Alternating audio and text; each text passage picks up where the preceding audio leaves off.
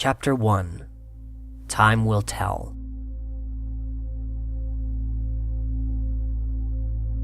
Let me ask you a question. If you knew when you were going to die, what would you do? Would you try to live your final days to the fullest? Would you search for a way to prevent your demise? Or would you just hide away and cry, sealing yourself off from the world and wallowing in your own self-pity? Hello there. My name is Neil Rayleigh, but you can just call me Symbol. It's the name I choose to go by now. Don't know why I chose that name, but I felt that since I was starting a new life in a new world, I should start from scratch, starting with my name. Yeah, I wasn't the happiest person on Earth, although that's not to say that I wasn't happy. I was, but I'm not going to bore you with the details of my life. That's not what you're here for. No, you're here to hear a story. My story. The story of my quest to save my sister and stop the countdown to my death. Now, the whole countdown thing didn't happen immediately. It was a while before that actually happened. I'm not going to explain how I got to Equestria in the first place because, firstly, it's a waste of time, and secondly, I don't remember anything from the day I was taken from Earth. Then normally when a guy ends up in Equestria, he's either called or chooses to be called anonymously. But as you can tell, I wasn't going to go down that route. Luna was the one to find me, laying unconscious in Whitetail Woods while patrolling the land in search of someone experiencing a nightmare. Turns out, that someone was me. Now, I don't know exactly what made her take me back to Canterlot, but I wasn't about to question it. She saved me from freezing out there and fought off my nightmares. When I finally woke up, I was more confused than freaked out when I found out that I was in a world full of magical talking ponies. To be honest, once I had been taken to see the new world around me, I actually found it beautiful. And since the ponies here had sentience and acted like humans, there was no reason for me to act different around them. I've been staying around the castle, trying to get settled in with the help of the princesses, who had become good friends of mine in time. Not many ponies seemed to consider the part of Celestia and Luna that acted like normal mares. From Celestia's playful and joking side to Luna's love of video games and interest in other cultures, which we spent a good few hours talking about. I'd tell her some of Earth's cultures, and in turn she'd tell me of the traditions of way back before the 1,000 years of peace. Things were quiet, and that's something I'm grateful for. I never really liked busy places with lots of noise. I'm fine in places like shopping malls or schools, but that's because I'm usually around people I know. But if I'm alone in a busy street or other public places, even rooms with people, I find myself shutting away and trying everything I could to get out of the situation. Damn sensory issues. But I'm getting sidetracked. It wasn't long before Celestia had invited her former pupil Twilight Sparkle and her friends to meet me, including a mare called Starlight Glimmer. After Celestia had managed to stop Twilight from poking and prodding at me in curiosity, we got introduced and talked over lunch, where they told me of their adventures over the past year. I was surprised to hear that a seemingly peaceful world like this could have such demons and monsters. But I guess every world has to have its flaws, just like people, and learn to grow through those flaws and become something better. With every monster or demon defeated, the world gets that much brighter and another step is taken towards peace. Do I miss my life on Earth? Of course I do. I spent 14 years on that planet. It's my home. Well, was my home. The princesses and I found out there was no way to send me back without knowing how I even got there. I don't even remember what had happened beforehand anyway. I had taken time to get to know the mayors in the group. I told Rarity what little I knew about human fashion. I talked with the shy Pegasus Fluttershy, who warmed up to me as she figured out that my body was similar to an ape or monkey, but didn't treat me as such. She was just more interested in my species in general, as well as their relationship with animals. I made sure to keep away from the whole topic of eating meat and made sure to hide my canines while talking to her, which was no easy task. Then I talked with Applejack, who I quickly took a liking to for her down-to-earth personality, reminding me of myself a bit. Next was Pinkie Pie, who had immediately tried to throw me a welcome to Equestria party. I was going to turn down her kindness and ask to keep it to just the ponies I knew, which she agreed to. At the party, I came across Rainbow Dash.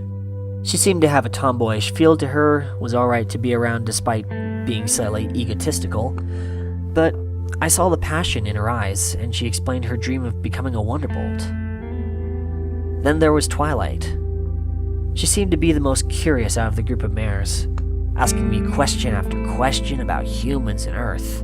Most I could answer, but there were things I couldn't explain. Not for the lack of trying, mind you, but there's only so much a 14-year-old can describe about the world. Granted, I had taken an interest in the world's politics and conflicts, be it with governments or equal rights movements, which just seemed silly to me. Not the concept, but the actions of those involved. I bring this up because, from what I had learned so far, everyone in Equestria was treated as equals. Well, everywhere except Canterlot, it seemed. I didn't care much for the nobles, other than 3 that acted nothing like the others. They were Prince Blueblood, Fancy Pants, and Fleur de Lis. Rarity and company seemed to have bad blood with Blueblood, though. I don't know why, though. He seems like a decent enough guy. After the party, he'd explained to me that when he goes to social events, he puts on a metaphorical mask and acts like the rest of the higher class ponies for Celestia and Luna, keeping up public appearances while they were busy. He didn't, however, explain why Rarity was so against him. Most of the time, I'm either wandering the castle looking for something to do, or reading in the Canterlot library.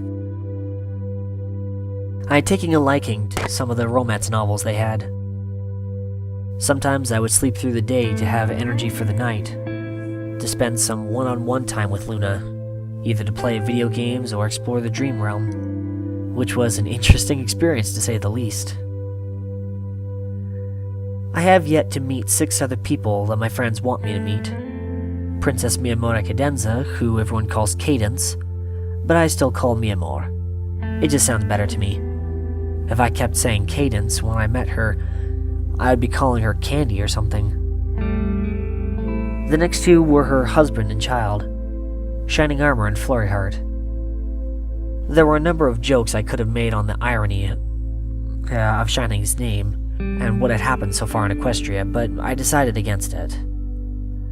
Flurry Heart interested me, though, from what I was told about her. Maybe I should go up to the Crystal Empire to see her sometime.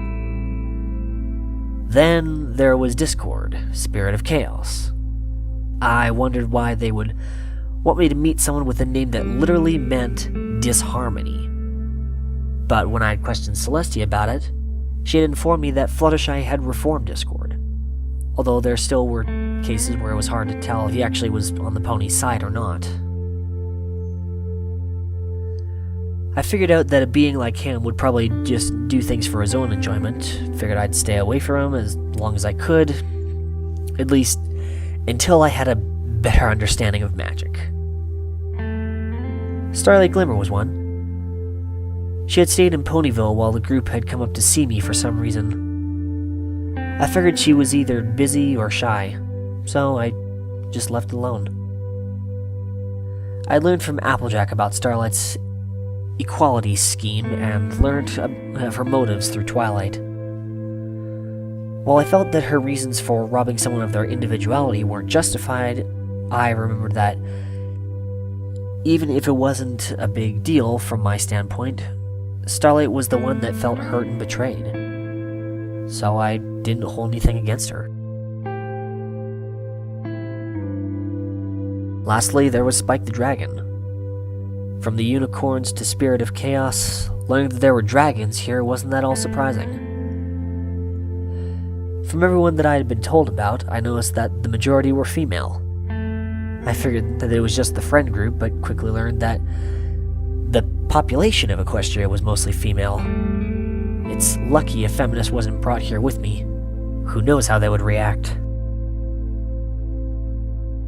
I'd found a private spot for myself where I could think freely without interruption. A cliff that looked over the country, located above Canterlot. I'd found the route to the hidden area when I was exploring the Canterlot Gardens. Behind a cluster of bushes, a cave led upwards. Letting my curiosity get the best of me, I began to explore the cave, coming out above the city on a small open area.